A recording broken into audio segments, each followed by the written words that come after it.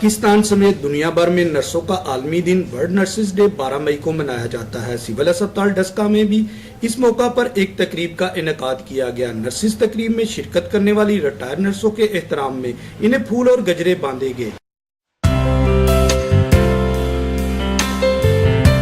नर्सों ने मरीजों की देखभाल पेशावराना तरीके से अंजाम देने का अहद भी किया और अपनी ड्यूटी अंजाम देकर अमली सबूत भी दिया।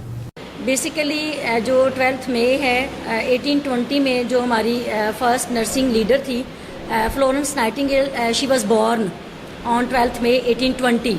ये जो लालटेनें हैं तो उनको कहा जाता था फ्लोरेंस नाइटिंगेल को कि वो लेडी विद लैंप थी। बात करें बेसिकली जो नर्सिंग हिस्ट्री है तो उसमें जो क्रेडिट है वो जाता है हज़रत रुफैदा को, क्योंकि she was the first Muslim nurse. मैं कहती हूँ और आप लोग भी इंशाल्लाह इस चीज़ को मानेंगे कि नर्स एक वाहद वो बंदा है जो उस वक्त मरीज़ का साथ देता है जब घर वाले भी छोड़ जाते हैं और हमारे डॉक्टर साहब भी ट्रीटमेंट लिख के चले जाते हैं, तो देन सिर्फ नर्स होती है जो उसको ट्रीटमेंट को कैरी आउट करती है। अपने हवाले से मनाए जाने वाले इस दिन के मौका पर नर्सों ने सर्विस स्ट्रक्चर और माशरे में इज्जत और एहतराम का मुतालबा भी किया। इसका वो हम ये गवर्नमेंट से अपील करते हैं, शहबाज शरीफ साहब से, हायर अथॉरिटीज़ हैं उनसे भी करते हैं कि हमें सर्विस स्ट्रक्चर अवेल किया जाए और हमें 17 स्केल या हमारे भी अपग्रेडेशन होनी चाहिए।